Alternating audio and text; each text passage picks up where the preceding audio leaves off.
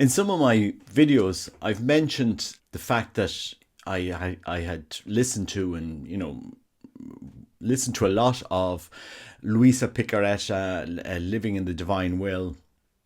And I just wanted to give some context why I found her writings, this woman's writings, which, the Vatican and so many people in the church have given their approval, why they were so important to me and why they rang through to me.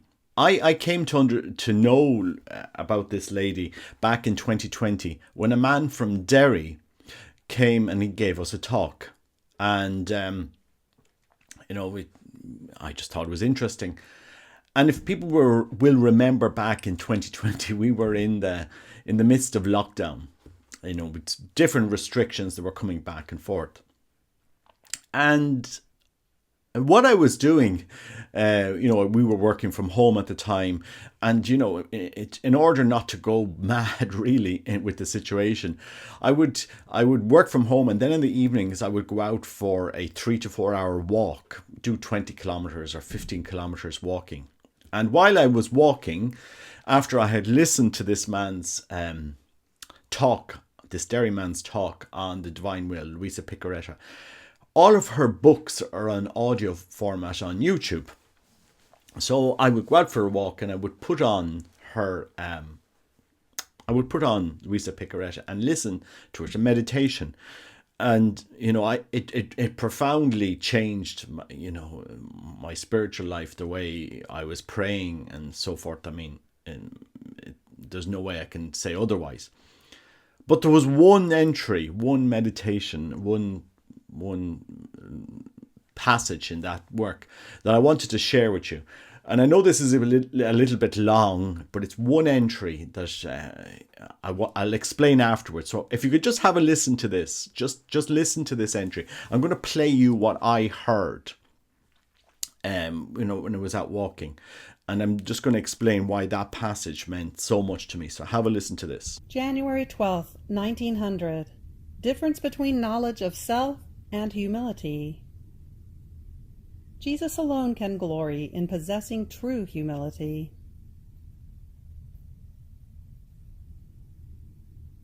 Finding myself in my usual state, my lovable Jesus came in a pitiful state. He had his hands bound tightly, his face covered with spit, and several people were slapping him horribly. And he remained quiet, placid, without making one movement or emitting one lament, not even a batting of eyelashes, in order to show that he himself wanted to suffer these outrages. And this not only externally, but also internally.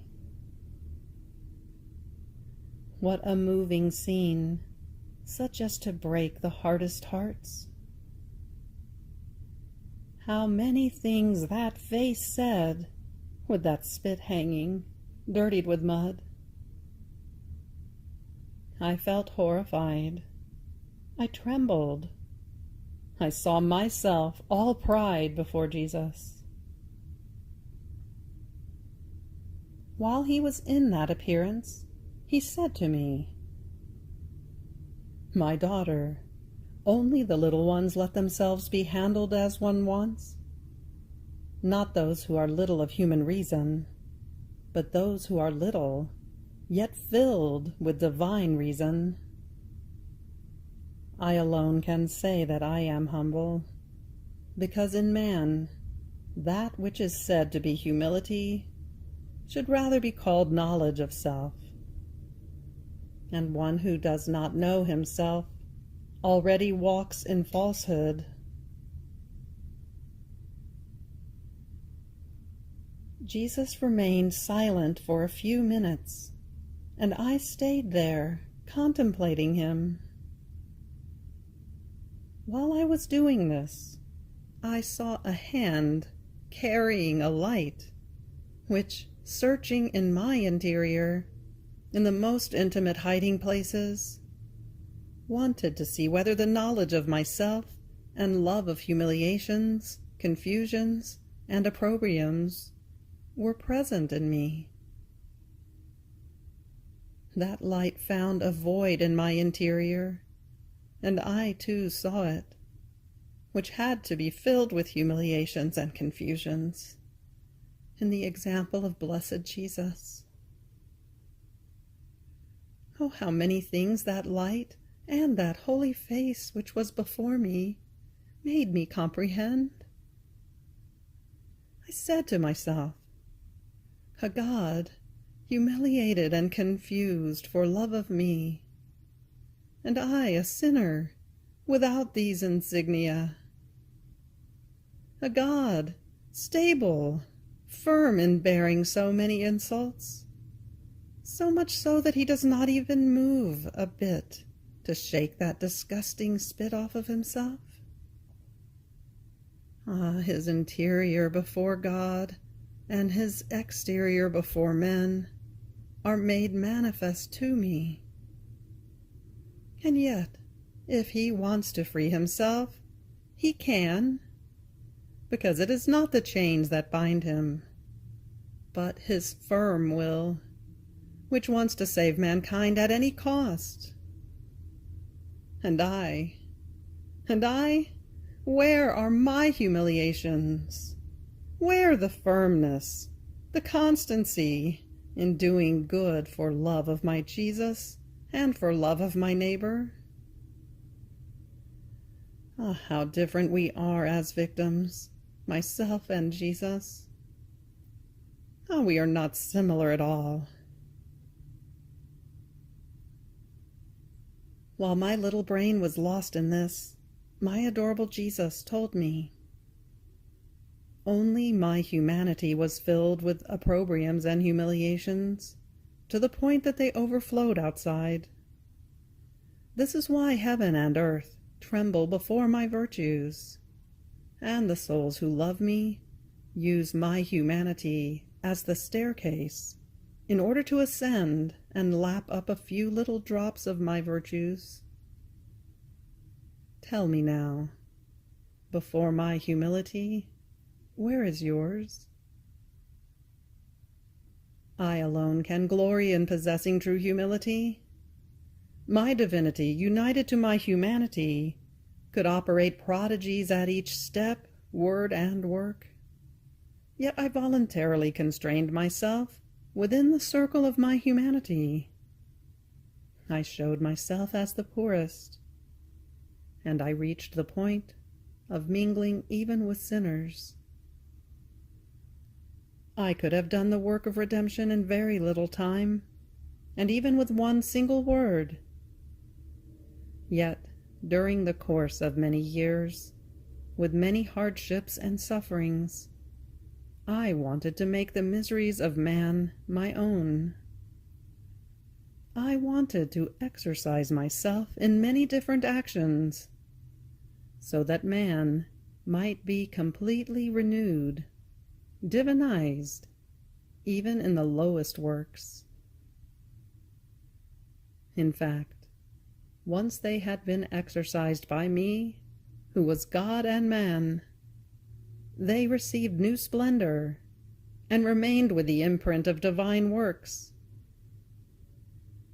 My divinity, hidden within my humanity, wanted to lower itself to such lowness, subjecting itself to the course of human actions, while with one single act of my will I could have created infinite worlds. Feeling the miseries and the weaknesses of others as if they were its own, seeing itself covered with all the sins of men before divine justice, having to pay their penalty at the price of unheard of pains, and with the shedding of all its blood.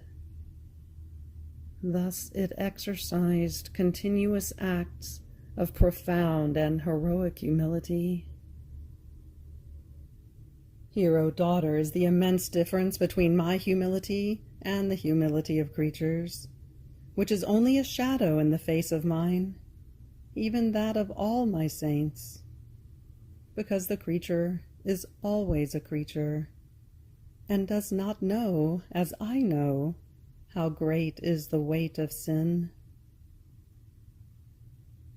Even though heroic souls, following my example, have offered themselves to suffer the pains of others, their pains are not different from those of the other creatures. They are not new things for them, because they are made of the same clay. Besides, the mere thought that those pains are the cause of new gains, and that they glorify God, is a great honor for them. Furthermore, the creature is restricted within the circle in which God placed her, and she cannot go out of those limits within which she has been circumscribed by God. Oh, if it were in their power to do or undo things, how many other things they would do. Everyone would reach the stars. But my divinized humanity had no limits, yet it voluntarily constrained itself within itself. And this was the braiding of all my works with heroic humility. This had been the cause of all the evils that inundate the earth, lack of humility. And I, by exercising this virtue, was to draw all goods from divine justice. Ah, yes, no concessions of graces depart from my throne, if not by means of humility. Nor can any ticket be received by me, if it does not carry the signature of humility. No prayer is listened to by my ears, and moves my heart to compassion, if it is not perfumed by the fragrance of humility. If the creature does not arrive at destroying that seed of honor, of esteem, and this can be destroyed by arriving at loving to be despised, humiliated, confused, she will feel a braiding of thorns around her heart. She will perceive a void in her heart that will always bother her, and will render her very dissimilar to my most holy humanity. And if she does not arrive at loving humiliations, at the most, she will be able to know herself a little bit, but will not shine before me, clothed with the garment of humility, beautiful and worthy of sympathy. Who can say how many things I comprehended about this virtue, and the difference between knowledge of self and humility? I seemed to touch with my own hand the distinction between these two virtues, but I have no words to explain myself. In order to say something, I will use an image. For example, a poor man says he is poor, and he frankly manifests his poverty, also to people who do not know him, and who perhaps may believe that he possesses something. It can be said that he knows himself and tells the truth, and because of this, he is loved more. He moves others to compassion for his miserable state, and everyone helps him. So it is to know oneself. If then, feeling ashamed to manifest his poverty, that poor man boasted of being rich, while everyone knows that he does not even have clothes to cover himself, and that he is dying of hunger, what happens? Everyone despises him. Nobody helps him. And he becomes an object of mockery and ridicule to anyone who knows him. And the miserable one, going from bad to worse, ends up dying. So is pride before God, and also before other men. And here is how one who does not know himself already goes out of the truth and falls into the path of falsehood. Now here is the difference with humility. though it seems to me that knowledge of self and humility are sisters born of the same womb, and one can never be humble if he does not know himself. For example, there is a rich man who, out of love for humiliations, stripping himself of his noble garments, covers himself with miserable rags. He lives unknown, manifesting to no one who he is. He mingles with the poorest. He lives with the poor as if he were one of them, and makes scorns and confusions his delights. Here is the beautiful sister of the knowledge of self. That is humility. Ah, yes, humility draws grace. Humility breaks the strongest chains, which are sin. Humility surmounts any wall of division between the soul and God, and brings her back to Him. Humility is the little plant, but always green and flowery, not subject to being gnawed by worms, nor will winds, hail, or heat be able to do harm to it, or make it wither even slightly. Humility, though it is the littlest plant, sends out extremely high branches, which penetrate even into heaven, and braid around the heart of our Lord.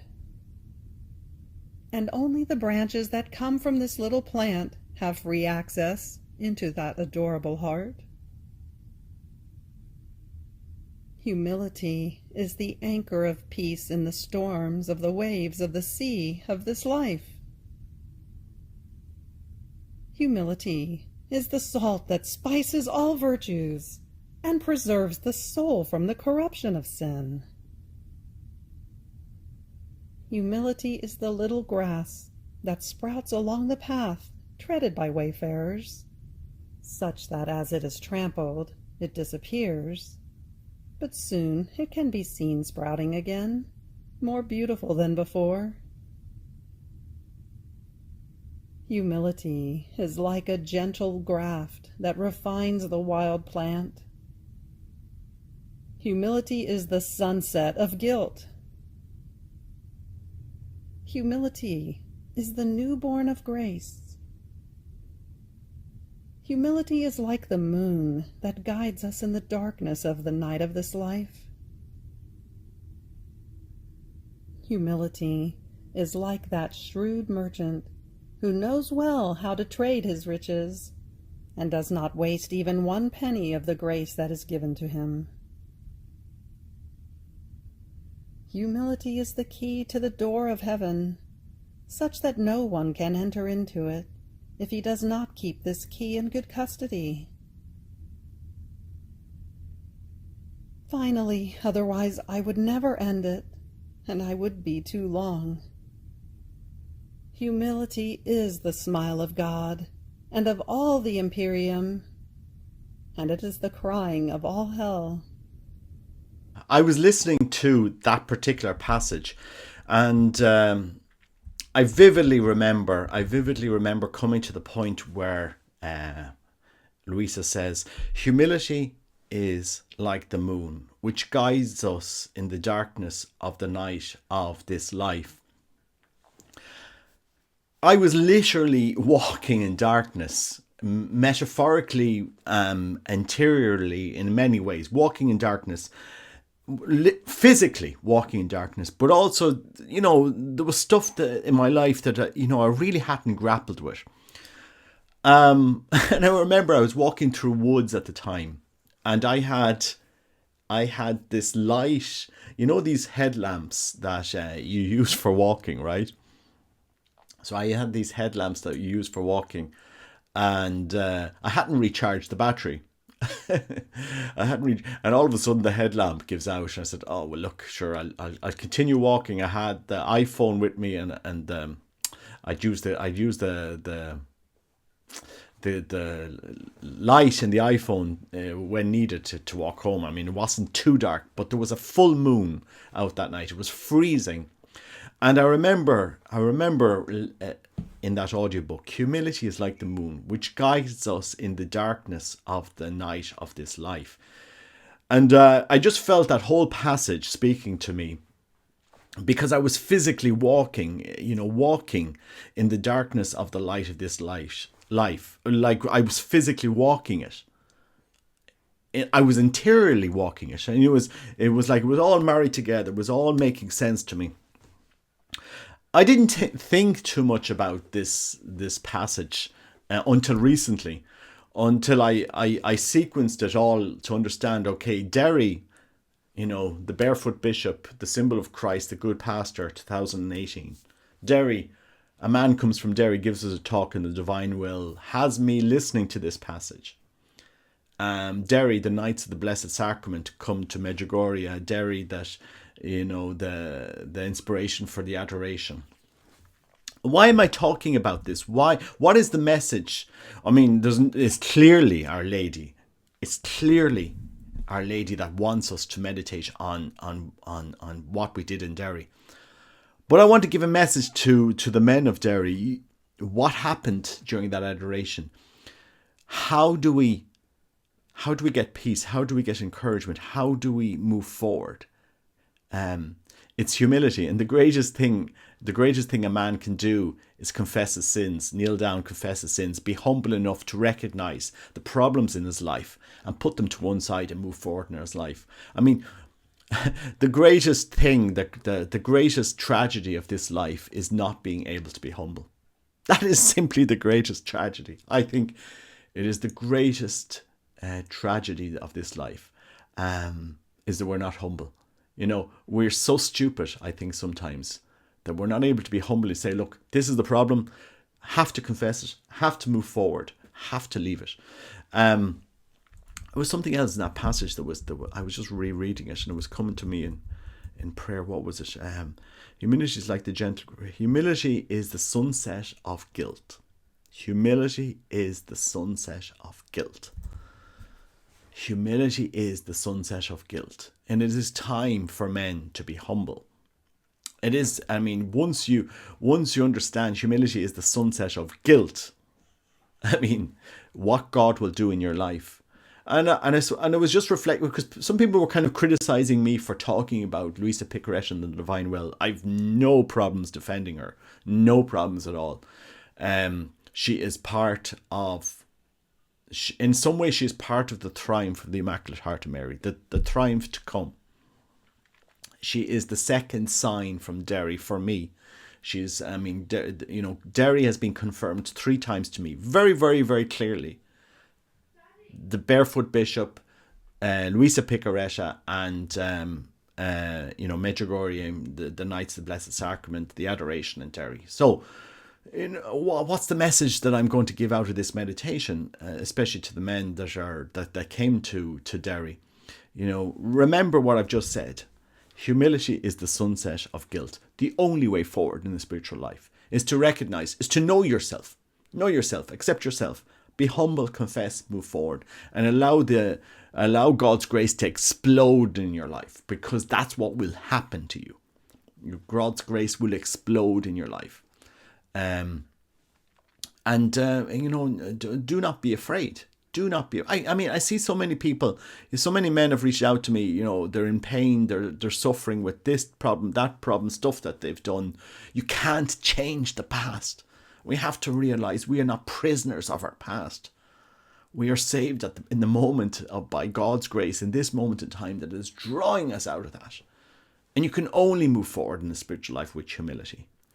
Humility is like the moon, which guides us in the darkness of the night of this life. Humility is like the moon, which guides us in the darkness of the night of this life. When things you don't understand are just destroying you, or there's problems in your life, we don't turn to the darkness. We turn to the light of that moon, which will guide us in that dark night, in the darkness. It's been a grace for me to actually have, God, Christ come forth to me, loving me. And I'm not afraid to speak of Christ, because that same Christ, presented himself in front of me, bloodied. I've been to Calvary. He's presented himself in front of me. It would be false humility on my part not to talk about the love of Christ. He is real. He is present in your life. He is there. And I'm not afraid to talk about my experience of him, to give hope, to give encouragement. And the path that I'm offering other men around Ireland after the adoration, the path to Christ has to be humility. Has to be humility. What is killing men in Ireland is pride.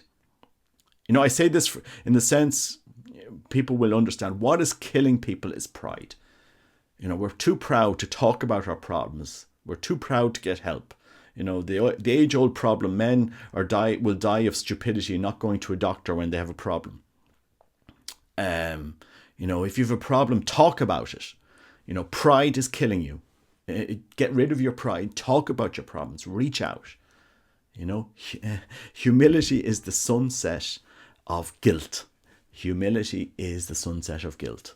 You be humble, you get rid of, we can't change the past. We can just move forward. So, in this time of grace, accept God's grace. We've seen what happened in Derry. It's going to happen in Cork at some stage. We don't need to worry. We don't need to be anxious. We don't need to push. We don't need to, we just need to surrender ourselves to God's will. It will happen in due course. Who knows? Not up to me to decide that. Others will. But I just wanted to give this message, because I was just thinking about when people were talking about Luisa Piccarreta and people were saying, oh, this new spirituality, this, that, and the other. Okay.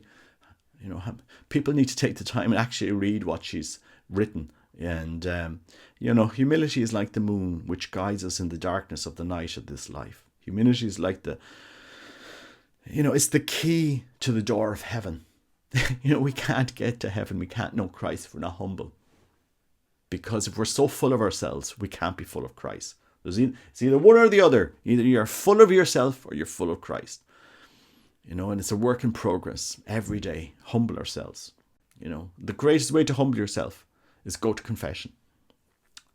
Embrace God's grace. Change your life. And it's happening all over Ireland. I'm seeing it. I'm seeing it in the conversations I'm having with other men. Christ is driving us forward. He's driving us forward. He wants us to know him. And he's revealing himself to us, and he's helping us, Because, this grace came to me. Christ gave me this grace, Those words, those actual words. The reason I listen to this, the reason I'm doing this podcast today is because a man from Derry came and spoke about it.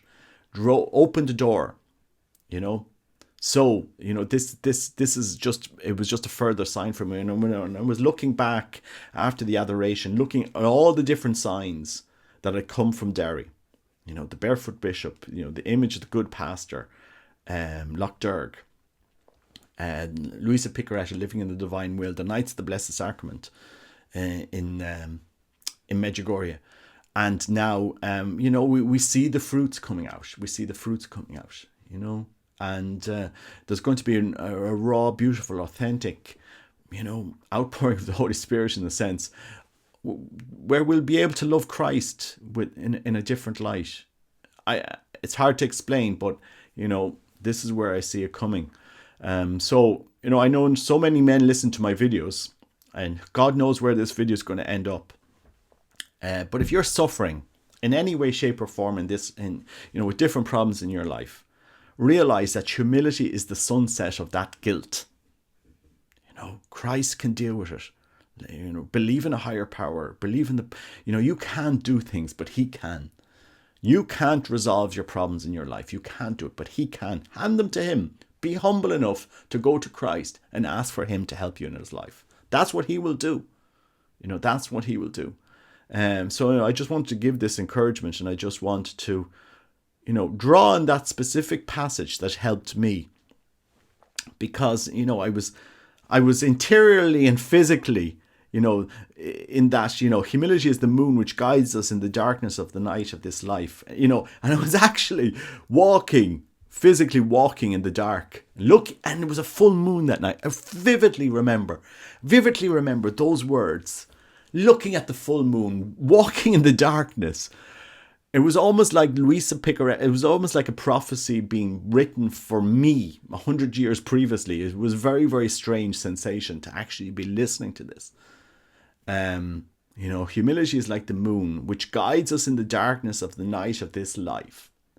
And to hear those words and to be actually, you're walking in darkness. I was actually looking at the full moon. It was a freezing night. I think it was November, December time, 2020.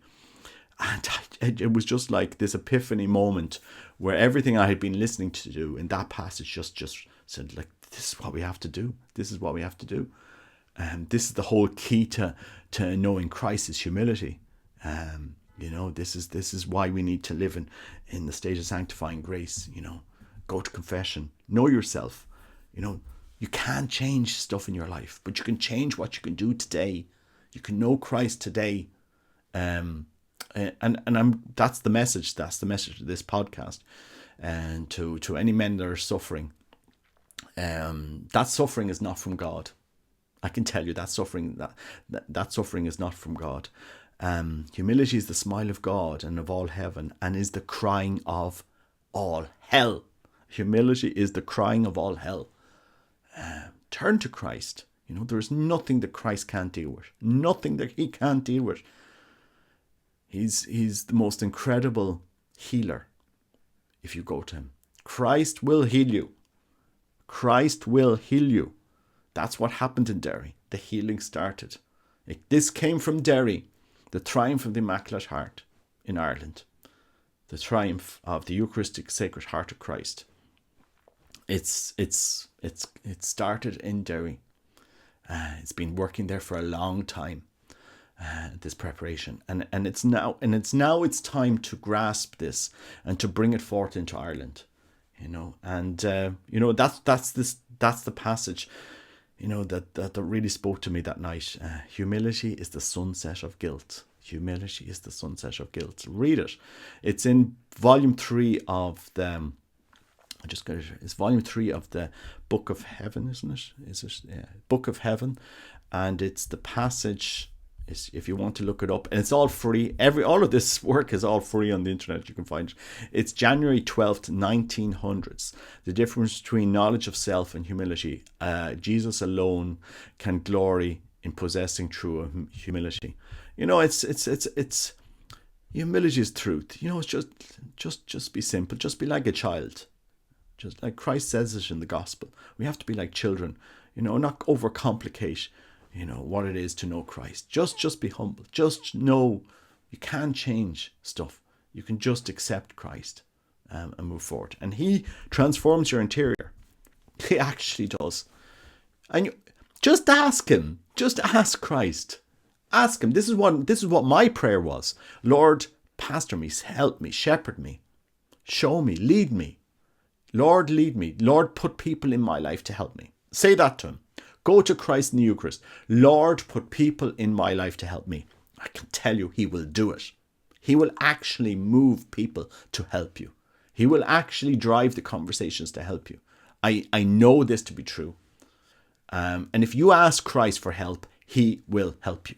He will move heaven and earth to help you.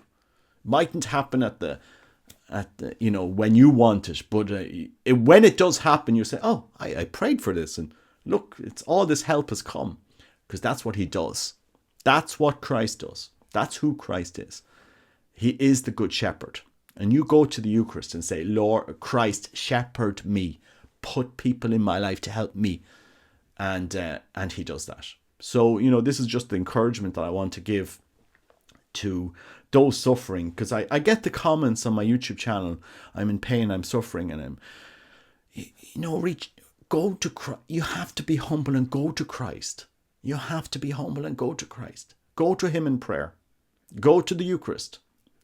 Go to the Eucharist. Put out your arms in front of the Eucharist. Lord, shepherd me. Believe. Make an act of faith.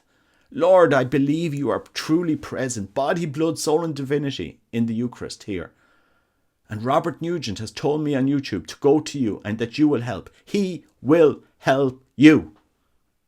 100%. No ifs, no buts, no doubts. That's who he is. Because everything I ask for him, he does it. I don't know why he's so merciful to me.